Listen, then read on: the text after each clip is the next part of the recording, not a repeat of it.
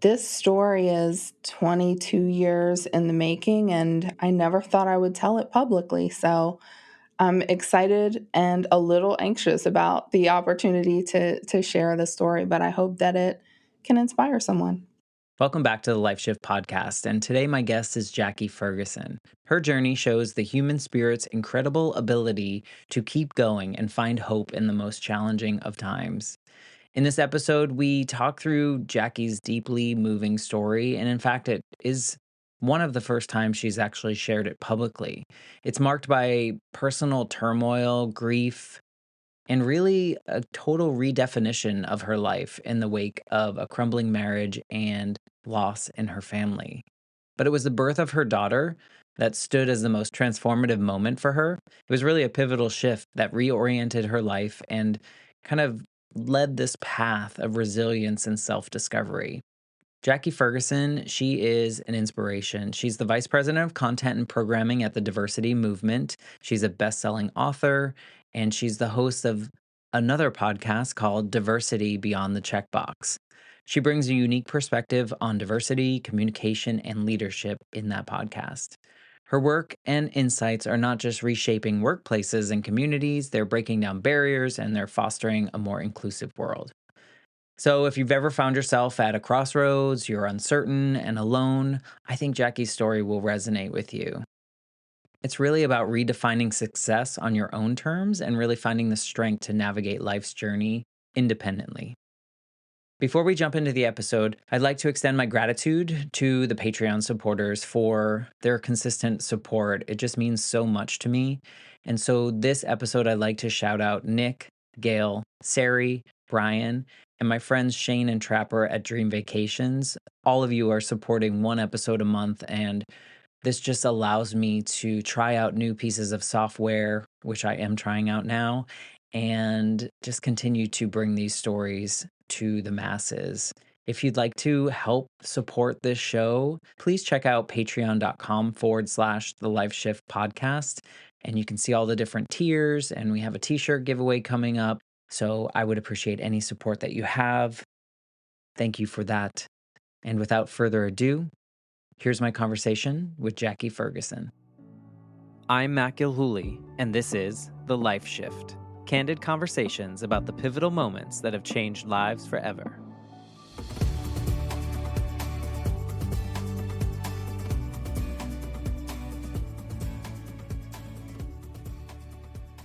Hello, my friends. Welcome to the Life Shift podcast. I am here with Jackie Ferguson. Hey, Jackie. Hi, How are you doing today? I'm doing wonderful. I'm excited to be here. You're excited to be here, and I'm letting the listeners in on a little bit. You told me you were a little bit nervous, just like a slight nervous energy to it. Yeah, so, this story is 22 years in the making, and I never thought I would tell it publicly. So I'm excited and a little anxious about the opportunity to share the story, but I hope that it can inspire someone. You know what I have found over the 100+ episodes that I've done now with this show is that even the stories that maybe on the surface seem fairly like common or, something that's like, okay, yeah, I could see how that happens. It's like this little nugget that's within that episode that someone says that the person heard it at just the right moment. I don't know if you've ever Yes, like read a book at the right time in your life and it just absolutely. spoke to you. So for sure, no matter what you say, something about your story will resonate with others. And you know what? I can relate to that 22 years or 2 decades of a story kind of unfolding. My own journey of grieving my mom's death when I was a kid was over 2 decades long. And it was something in which it took that long for me to start sharing it like in a way that was helpful, Hmm. maybe helpful for me, first Yeah. of all, and not, I think I took 2 decades to get out of what I felt was more of like a victim type feeling to it, to really taking ownership of that story. So I can relate on how long sitting with something in a story that really hasn't been as public in a certain way must feel. So thank you for just wanting to do it. I think it's very brave of a lot of people to come on a stranger's show, if you will, to be like, hey, here's everything. Here's Right. something I've never shared. So thank you for that. Of course. I'm glad to be here. Well, to get us started, maybe you can just a small snapshot of who you are right now that doesn't give away too many details related to your story, and then kind of paint the picture of what your life was like leading up to that moment. Yeah. So currently, I am a wife, a mother, a home cook. I love to cook. Oh, not me. Um, I am an entrepreneur, a podcast host, and an author. So you don't do anything. You're just kind of No, just sit I'm around all sit day. around, watch TV. Good for you. Yeah, That's a lot of plates to be spinning. that's right. That's right. But I like staying busy. So maybe you can kind of paint the picture of what your life was like leading up to the moment we're going to kind of dissect today and talk about. Yeah, so I'll start with the moment, which is a moment that shifts a lot of lives, and that's giving birth to my child. However, there was a lot surrounding that moment, right? It's a moment again that it changes everyone, but there was a lot going on at the time. So this was almost 22 years ago now, and my grandmother, who was my very best friend in the world, was sick and in the process of dying at that point. She actually died 2 days before my daughter was born. And that broke me. And at the time, my mother was living with them, in Pennsylvania. And she was caring for my sick grandfather who also had dementia. So she was not, planning arrangements for my grandmother and taking care of my grandfather. She could not come to be with me during the birth of my daughter, and totally understand that. And every time I tell her this story or, mention this time in my life, she gets so upset because, she would have wanted to be there, but she couldn't because of everything that she was doing. My marriage was dissolving over the course of my pregnancy. I realized that the person I was married to wasn't very nice to me. And, going through that while you're pregnant is extremely difficult. And so, with all of that, I was not dilating. So, they decided to induce me. So, this is 2 days after my grandmother has passed. And now I've got to go into the hospital to be induced to have a child with someone that I knew I wasn't going to be with long term and no one else. And so that morning, I came out my door of the house. And Matt, what I'll tell you is, I had set my life up very regimented, right? So I went to college and I graduated and I got engaged and bought a house and got pregnant and all the things that make a Christmas card look great, right? Yeah. That's the checklist life I talk to so many people about. Is just like we were conditioned so Mhm. much. I don't know who told us that we were supposed to do all that, but all of us had that same checklist of things that we had to do. And we think when we get to the end of that checklist that everything is going to be perfect, and what I found out was that it was not. And so as I left my house to have my daughter, it was December and it was icy. And I slipped down the stairs in front of my house and onto the concrete. When you slip on ice, you slip very fast and there's no way to catch yourself. And so now I'm going to the hospital to be induced in a state of grief and sadness and in pain.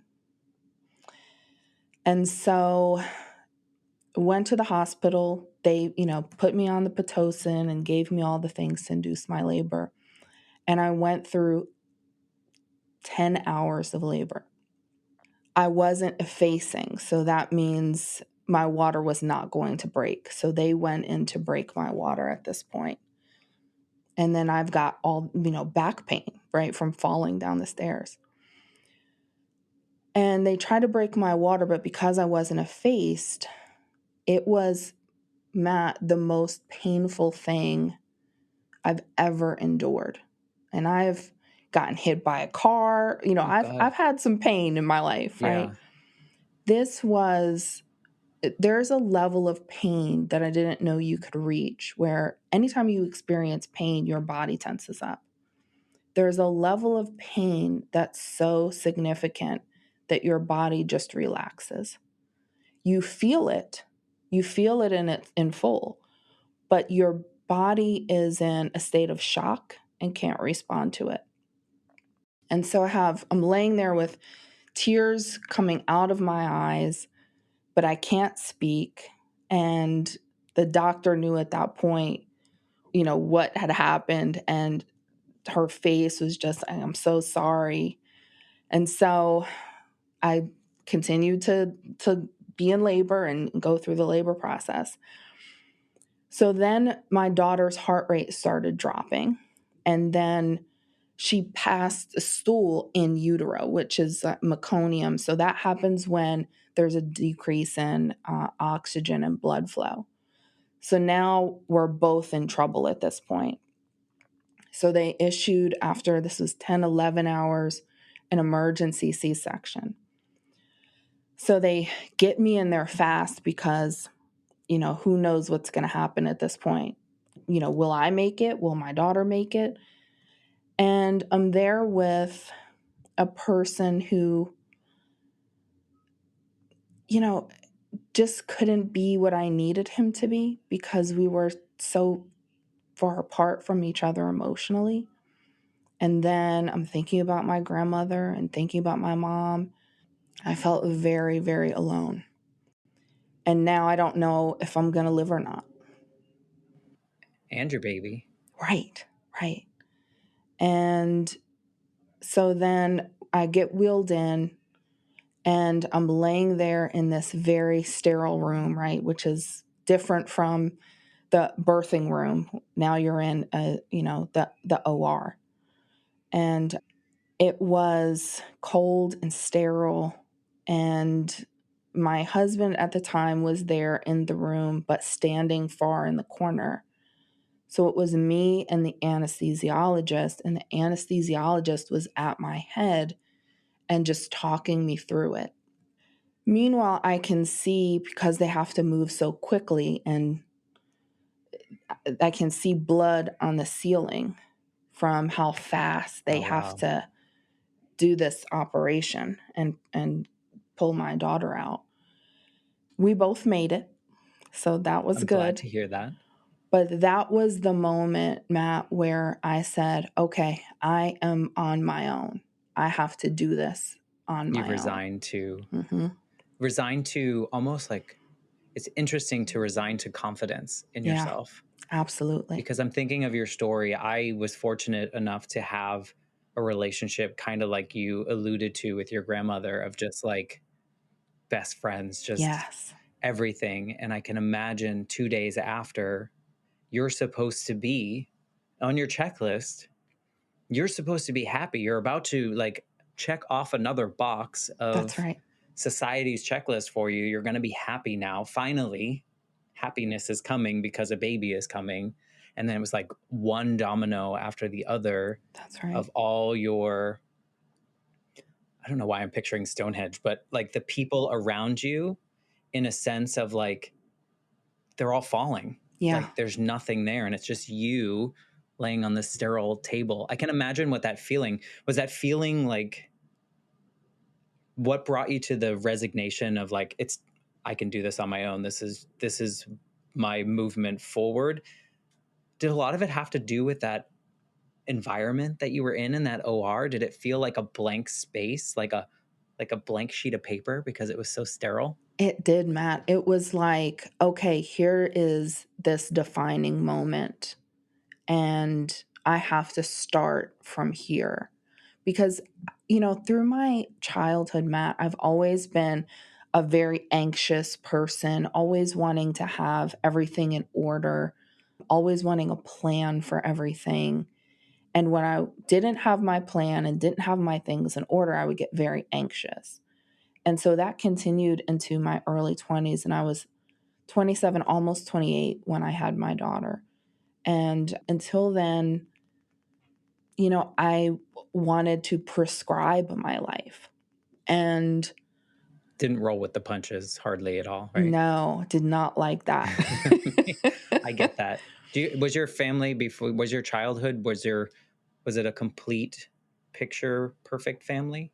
Yeah, both of my parents were married until my father passed away. My grandparents were married for, gosh, it was 60 years before my grandmother passed away first, and then my grandfather 6 months after.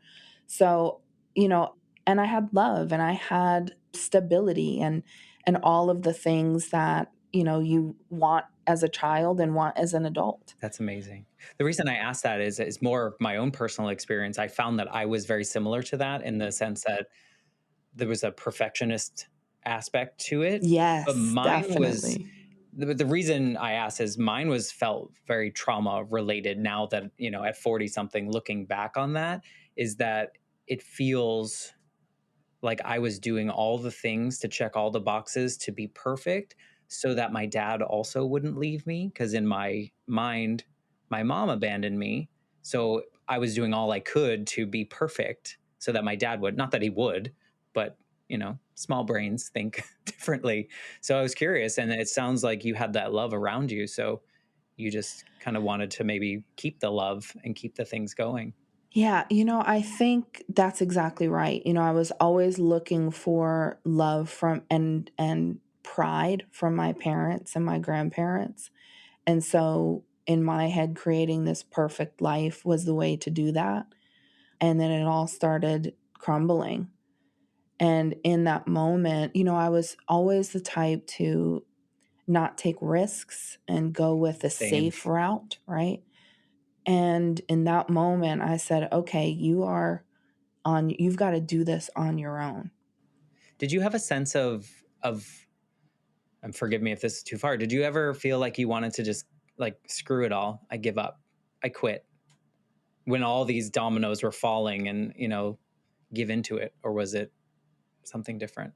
I felt a sense of obligation to my child, Okay.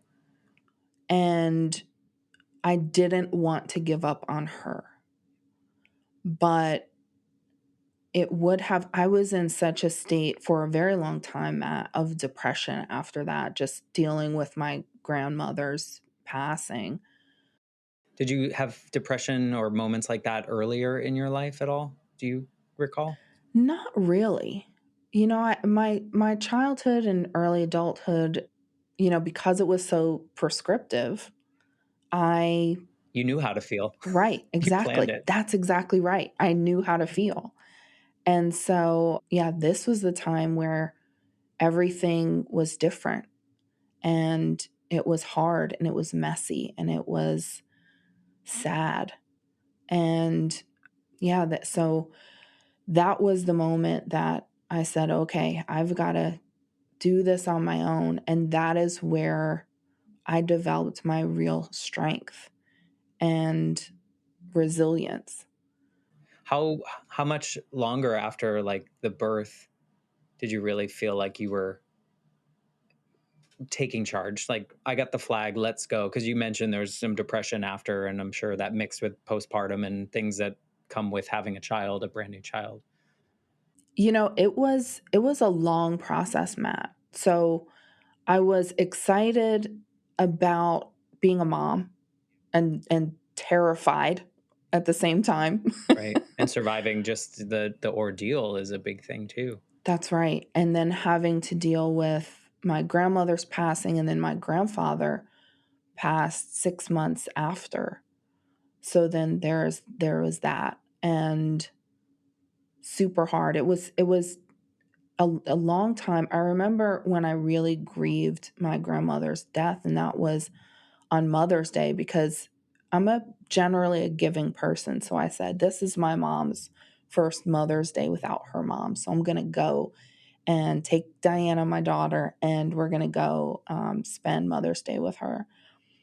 And it was then that I realized like that I had not been able to grieve because I was focused on Diana, which was a needed distraction. Because honestly, Matt, I don't know how I would have reacted if I didn't have my daughter at that time. And she was a surprise. She was not actually planned, but I needed her because I don't know what would have happened if I didn't have her to focus on. And so, yeah, it was a tough year and a tough few years. It took me 2.5 years after that to divorce my husband at the time. So that period of time was probably compounding all Right. the other feelings because you already know. You already know Absolutely. you're out. Exactly. We're sleeping in separate bedrooms, not really speaking. He's asking about Diana, but not about me, right? And that's hard and lonely, and and I'm young and I want to be happy and I want to enjoy my life, and I'm not. Hmm. How about the society's pressure that you're a mom now, so you should be happy? So I'm sure that played into Right. it. Everyone else on the outside just assumes that everything's rosy. Right. You think there's this like beautiful picture, Matt, of when you give birth to a baby and you have that just instant bonding moment and everything is Everything works out. rosy and right. Exactly. I did not have that. I was, I was terrified and, and sad and all these emotions and hurt that my marriage was ending, even though I couldn't pull the trigger on it at that point. It took me some time to be able to do that. But yeah, it was really difficult, but through that I was building more strength and more resilience, and I spent a lot of time alone with my daughter. And so, of course, when my mom had an opportunity, she came to see me, which was amazing, and spent time with Diana, who she absolutely adores. And that was a helpful break for me in everything that I was going through. But still, I didn't share with her at that time everything that I was going through. Do you know why? Do you think was there an element of shame that you didn't live up to a certain expectation or something along those lines that you weren't as open with her Definitely. because you didn't want to I let her was, down or something? yes, Mm. absolutely. I always wanted to succeed, right? And I wasn't succeeding. It depends on how we define success. That's right. That's right. And that's exactly right. And ultimately, it worked out. But at You that don't know it at point, the time. Yeah. right, at that point, I felt like I've messed this up, right? And I have this beautiful person that I'm responsible for. And do I have the capacity to give her a happy life when I'm feeling so terrible? But ultimately I was able to, there's no book for parenting, but I was able to do that for her. And now she's a senior in college and she'll be 22 this year, and I'm totally obsessed with her. She's like, "Mom, leave me alone." That's Or right. is she there yet? Is she No, at that point? she's gone through that, and Okay. now we're at the point where we're like BFFs, but not all the time. Like I can't overcall, which is just She's setting the rules. I mean, I think that's important to, you early before we started this conversation, you were like, I hope it inspires someone out there. Like what you're describing, I think is probably way more common than we Mhm. hear. Yeah. That picture that you said exists, Mhm. maybe that doesn't even happen. Like, I think Right. we've created this Hallmark card of moments in lives in which this is what it's supposed to feel like, and if you don't, you're not successful or you haven't met that thing. But I think, I mean, despite not including, like falling down the stairs and those kind of things that was part of it, I think your experience in how you felt, not the emergencies and all that, is Mhm. probably way common in For people sure. and women. Absolutely. And the sad thing is, I think that so many women take on the responsibility of not letting other people know that they feel the way that they're feeling. I think that's the scary, sad part, and I hope it's changing, but I don't know Yes. that it is, It's tough to be vulnerable and reach out for help when you don't want to disappoint people. right? Because everyone's assumed that mothers should be happy That's all the right. time. And you've got to carry the weight on your own, or I felt like I did.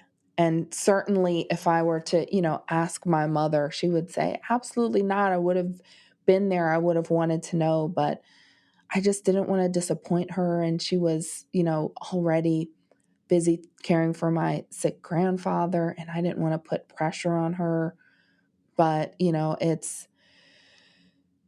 it's difficult even now to think about like the whole process of what I went through. But Well, when you look back now, are you like, holy crap, like I went through a lot and I came out like surprisingly really decently. Like, it made me feel like, okay, I can do anything. So now I have the confidence that no matter what curveballs get thrown my way, I'm going to be fine. So one of the things, Matt, that I'm really proud of is starting a business with my husband. So I'm remarried.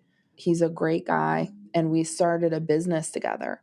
And it's super successful. We're doing really well. how long after your daughter was born did you get in this new relationship and start the company? So I married Don in 2019. So just about 4 years ago. This is a newer. Yeah. So it's a newer, we were in a relationship for about 4 years before.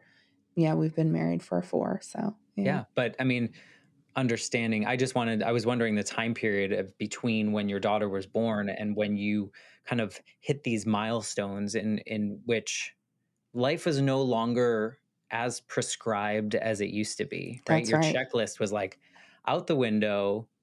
What were some of those mile markers before you got to this new relationship and starting the business? Were there any things where you were like, "Dang, I'm doing this," Yeah. So I would say, Matt, just taking control of my life. like So, the divorce?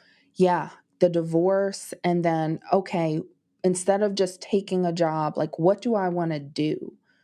How do I move forward and really support my daughter in a way that makes her life wonderful on my own? Right. And so that was an amazing moment to say, okay, I can do this on my own, and I can figure out and work towards the life that she deserves and the life that I deserve. That you deserve, yeah. Mhm.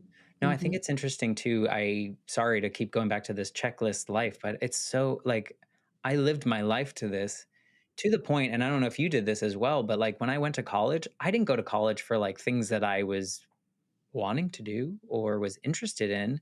I really chose the thing that I knew that I could be the most successful in college. Like I know I can get an A in that, or I know I can graduate with a close to a 4.0 or whatever it may be. It wasn't like, oh, I really want to do this. I'm super passionate about this. Did you go to school for things that you really wanted to do, or were you more like me? I started it, and then because I said, "Okay, I need to graduate in 4 years. So how do I get to graduation at 4 flat years?" Well, the first year or so, I'm like bouncing around, like figuring out what I think I want to do. And then I'm like, okay, this isn't part of the plan, like 5 years of school, right? I've got to be out of That's here in not four successful. years, right? Hmm. 4 years flat. How do I do that? And so I majored in professional writing, which actually serves what I'm doing now because I'm VP of content and programming for the diversity movement, which is right in line with what I majored in.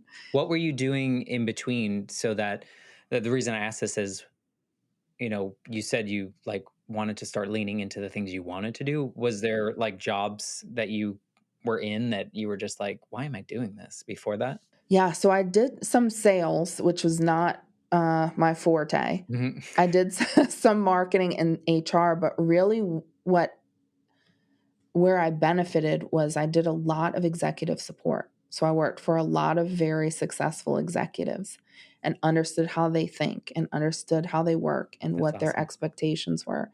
And so because I've always been a really good listener, right, an observer of people, I was able to use that to then help facilitate success in my own business. Yeah. What was the impetus for starting your business? It was my husband. he said, we have a business that is helps organizations bring diversity, equity, and inclusion into their cultures in a way that's meaningful and creates both, cultures of inclusion and business success. And so we were looking at that from a marketing lens, and he said we should do a marketing course that's a DEI course for marketers. And so we started, so I volunteered because that's what I do, right? And I'm like, well, I'll do it. I know a little about DEI. Didn't realize that I didn't know anything about DEI at the time, but I learned a lot. I got spun up really fast. And then we did the course. The course was successful. We had companies saying, okay, great, this is helpful, but what's next? And that's how we started the business. That's awesome. Mm-hmm. Would you, old version of you, would you have started a business? No, it's too much risk. Too much risk. Mm-hmm. I feel the same way. Mm-hmm. I'm still there, by the way. I'm still in this, like, I could never do that. I want to work for someone else. Mm-hmm. And it's scary. And another Yeah. thing, Matt, is I also host a podcast, and when I was on my first podcast, I literally lost my breath. I was so terrified because it was just so new, and I was like, do people want to listen to me? And then all of those old like insecurities come back, right? And then my daughter slipped me a note and said, "You've got this." And I still keep it with me to this day. I have it with me right now. Oh. And for her, I move outside of my comfort zone. I do things afraid, right? Until I can figure it out. And I've been able to be really successful and give her the life that I've wanted her to have, but it's been through a lot of struggle and hustle and, grind and mistakes and, Well, you're doing the allowed to best I make those can. now. That's right. You're Absolutely. allowed. When you described your daughter sending you that note, I immediately had like a vision of kind of like a lighthouse, in a sense that like she's like your reminder of that moment, like Absolutely. that call, that beacon of some sort that's like, hey, remember what you promised yourself. That's right. You promised you were Absolutely. going to be able to do this, and you can do this. And even if you make mistakes, you're still doing it. I bet the mistakes of early Jackie were like mistakes, and now they're just like lessons. Exactly right.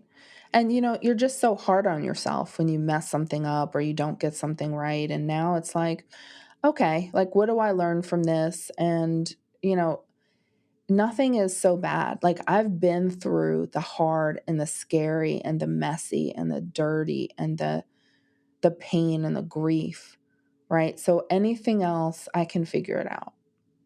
Do you consider that moment a moment in which you were kind of facing your mortality?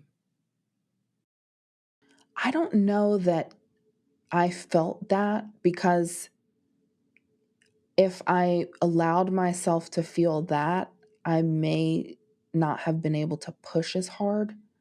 I had to focus on, breathing and being as calm as possible while all this was happening to me.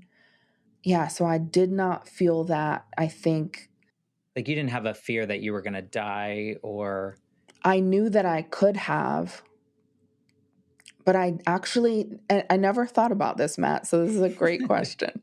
But I never really accepted that as a fate. And I really never thought about that, but I couldn't fail at that. yeah. Yeah. No, and then I ask because I think for some it might have been that awakening, like, oh, I can do this. But for you, your awakening came in the hallway before that. Like before that final door, you were like, I'm not going this way.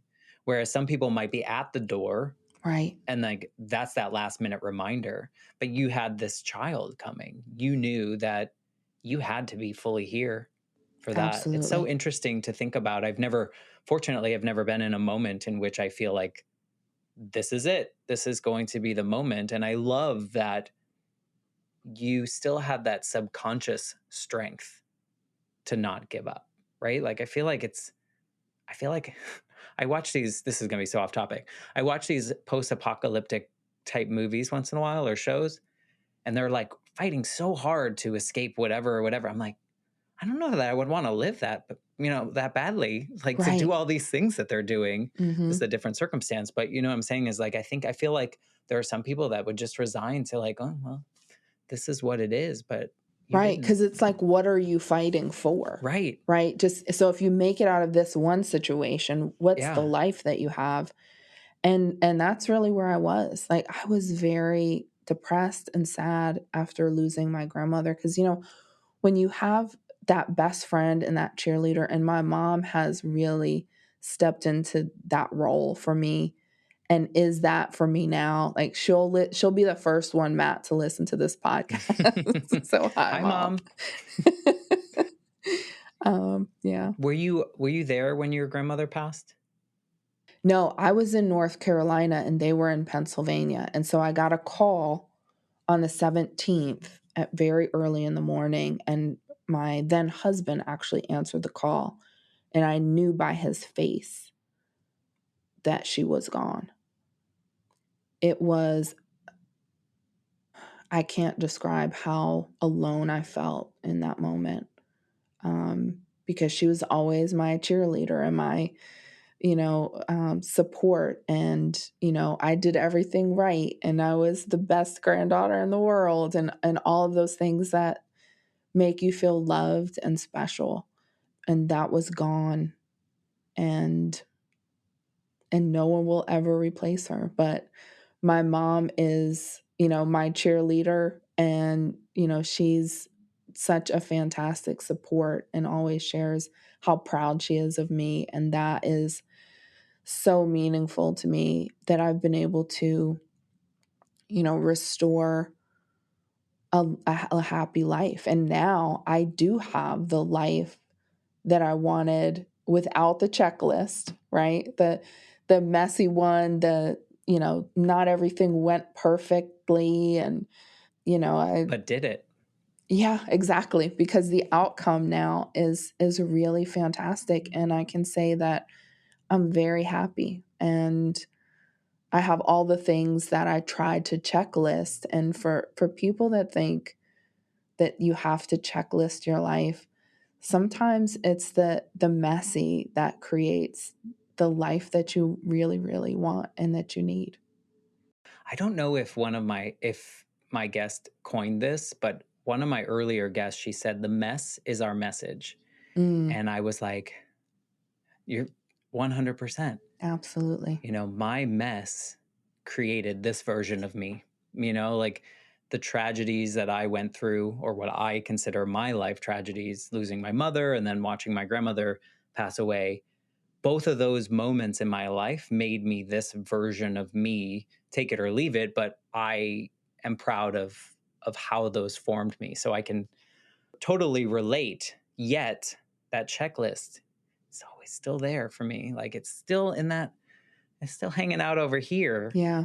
but I think it's trauma informed more so. I asked about you being around your grandmother when she passed because I would imagine that not being there made the grieving process harder or different in a way. Because was there a sense that she was passing? That did you have an opportunity to say goodbye in a way? Mm-mm. She was sick, and in the hospital, but I was always under the delusion, however, that she was going to get better. Because I've had, my father at that point had been in the hospital and recovered. My grandfather had been in the hospital and recovered. And I didn't lose people at that point in my life. Was she the first person that you lost that you were close to? And then how old were you at this time? Like late 20s? 27. Mm-hmm. And so, yeah, it's hard to know what to do. And it was a longer process because I wasn't there when she passed, and I also wasn't able to attend her memorial. And so, because I had just had a baby, right? Still in the hospital. So it was a long process, but it wasn't until that Mother's Day that I think that I really came to terms with the fact that she was gone. Did you talk to anyone or anything about Uh-uh. grief or no? Probably should have. Hey, you still can. Mhm. There's always that opportunity. You know what? It's always interesting to me when I hear stories of people that haven't lost anyone until, 20 something. But maybe that's just my own experience speaking here. But what happened for me, like when my mom died, I didn't, it was a sudden thing. She was 32, she died in an accident. And Ugh. my dad had to tell me, kind of like your husband at the time had to tell you. And I think that that part of not being able to say goodbye, not being able to like close the door, also not understanding death really at 8, Ugh. really informed that 20 plus years of the grief journey that I went on. But in the sense of looking back at these messy moments and seeing the value in them, what it did do is it created this relationship with my grandmother, like you described with yours, just like inappropriate at times, perfect at times, just the most fun, but also the most respectful. And when she was diagnosed with cancer, I was like, it's let's go. Let's do this right because I know that there is an end coming here. I have the opportunities. And so with her death, we did all the fun things and when it got a couple months before she died, I was like, look, you're not getting any better. So we need to have this conversation. And we were able to say all the things that you probably thought after your grandmother died. Like, I wish she knew this, or she probably knows this, but I wish I could say it one more time. And I got to Absolutely. say all those things. And, to your point of just the messy parts can really just create something that has beauty to it. Was that I had that conversation. Then I spent the last 96 hours of her life with her and watched her take her last breath. And Yeah. had I not lost my mom in the way that I did, the experience with my grandmother probably wouldn't have been as beautiful, as Mm. sad as it was, but Yeah. as beautiful, And so I totally subscribe to that, the messy parts. Absolutely. And the thing that I've I live my life remembering and understanding is don't leave those things unsaid and treat people well because you never know when that's the last time you'll see them. Yeah. And I never want, I was fortunate enough with my grandmother that I feel good about her knowing that I loved her and respected her and valued her. And when my grandfather passed, it was the same. When my father passed, it was the same. And my mother knows that now. And I think that people often don't take the time to make sure that that loved one knows how much they're loved. And, you kind of rush through visits and things like that when really you should take the time and look at them and listen to them and take those moments because, tomorrow's not promised to any of us. Well, as you were saying that, I was also thinking that younger Jackie should have done those things for herself too, Mhm. in a way, and just really put that confidence in yourself and that love in yourself, Yeah. and that you didn't have to hit this mark or you didn't have to do this thing. You could still be happy if you didn't hit whatever that successful marker was Right. you made for yourself. I think that's a good lesson for all of us to like really honor ourselves too and trust ourselves. And and it's unfortunately your event that you spoke about, the birth of your daughter had to like trigger this newer, more enhanced version of you. That's what would right. what would you say is the biggest difference between you now and you that was, 7 months pregnant at the going through what you were going through? I would say, Matt, that I didn't realize how strong I was. And so there's so much confidence in strength, and there's security in strength. And I was looking for security in my checklist and security in a process. And really, I'm enough and I can figure it out. And in knowing that, it has changed the way that I was able to approach my own life and then provide, an amazing experience for my daughter. What's the exact same about you? Is there anything that's the same, or do you feel like a new person since becoming a mom? I still like my process. Yeah. It's just a So, little looser. well, in work and in my personal life, organization and process is still part of it, but I don't have to have it all right all the time. And I give myself a little space and a little grace. How about when you're cooking? Do you use a recipe or do you I do just throw not. things in? Okay, I do there you not. go. Yeah, There's your little spice. that's right. And I learned that from my grandmother because I used to cook with her and she never used a recipe and it always was perfect every time. And it's a taste and adjust. So I always say that cooking is an art and baking is a science. That's why I like to bake. Mhm. Everything is precise. And if you That's don't right. do it precisely, You'll you, taste it on the other side, won't you?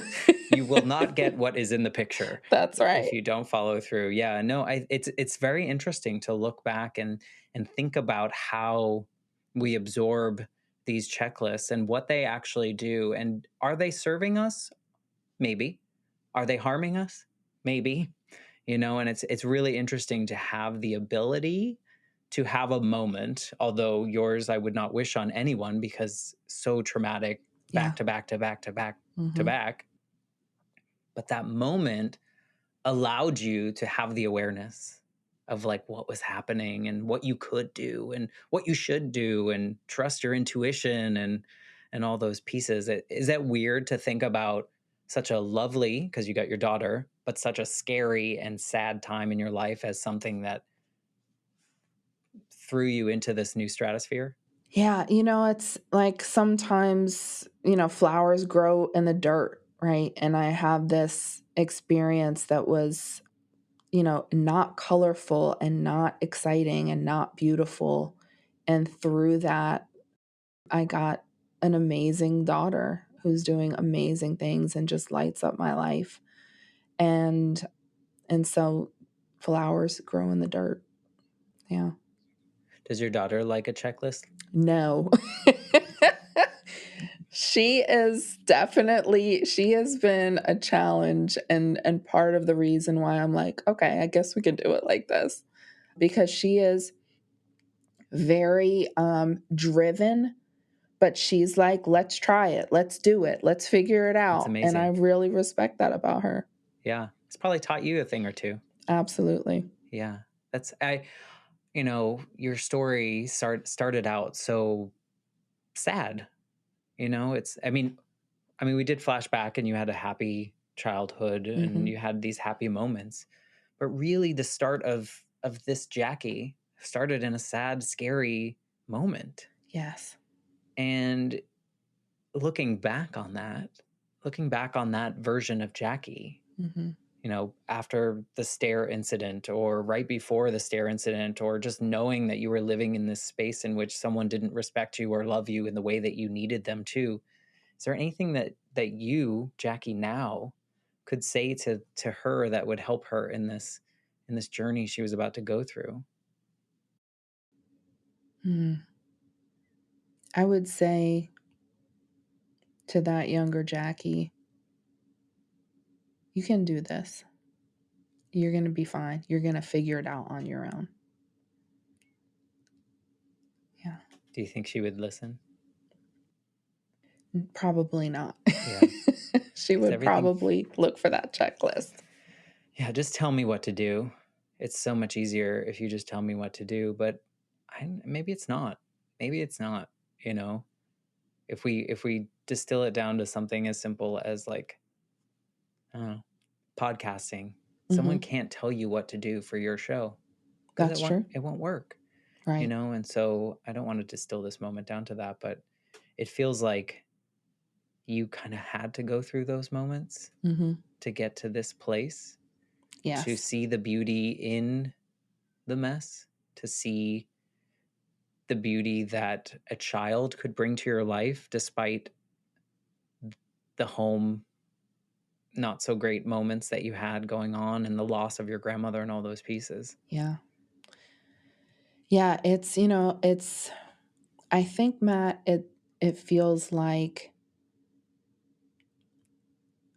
I had this experience, but it allowed me to grow into the person that I was too not confident enough to be.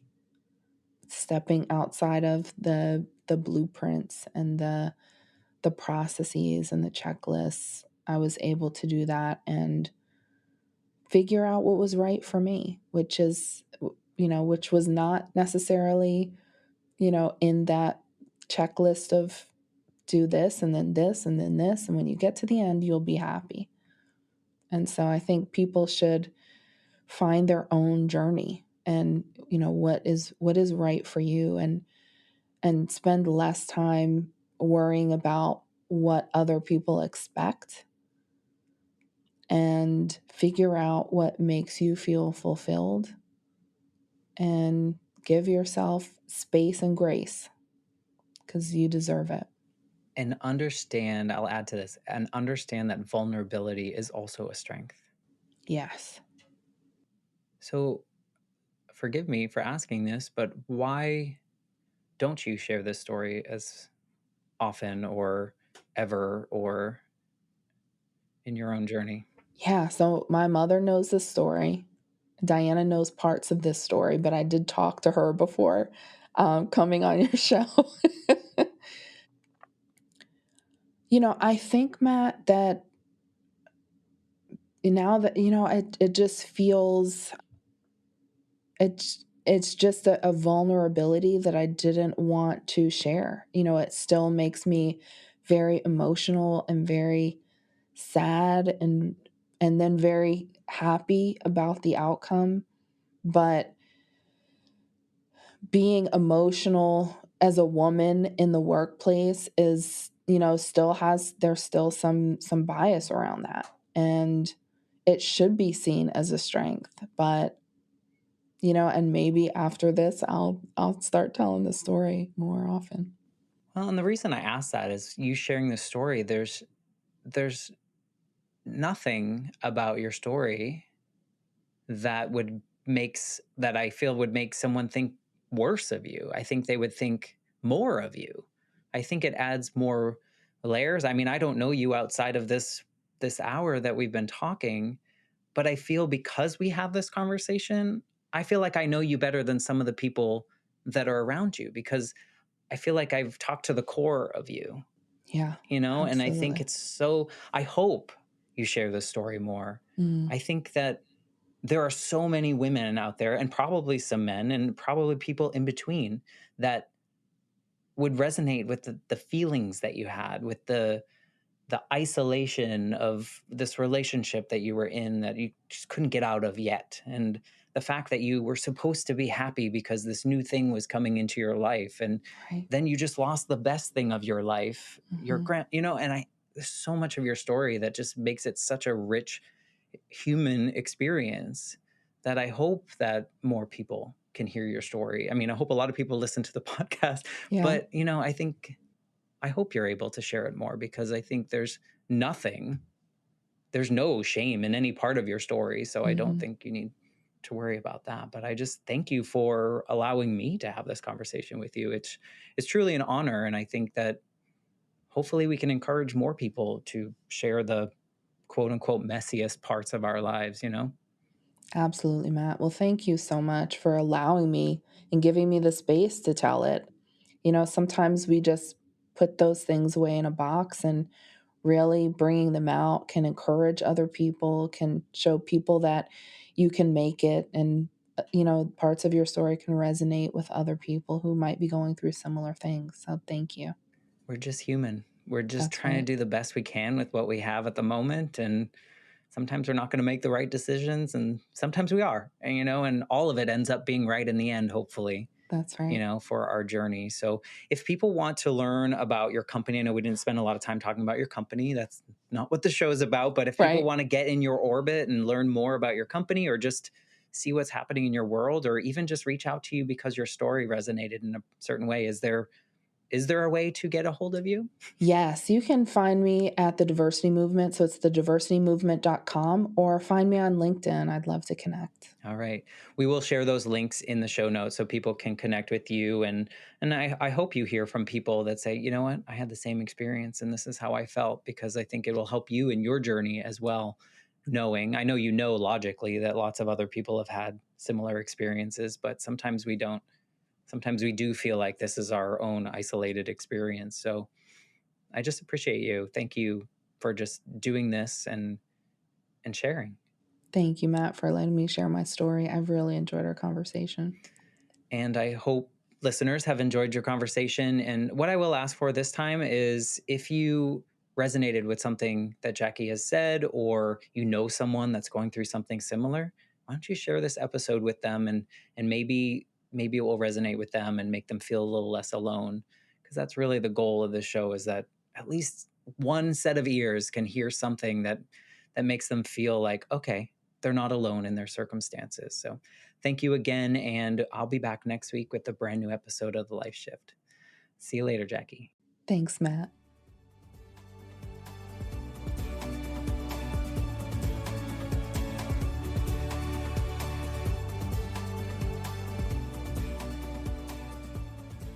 For more information, please visit www.thelifeshiftpodcast.com.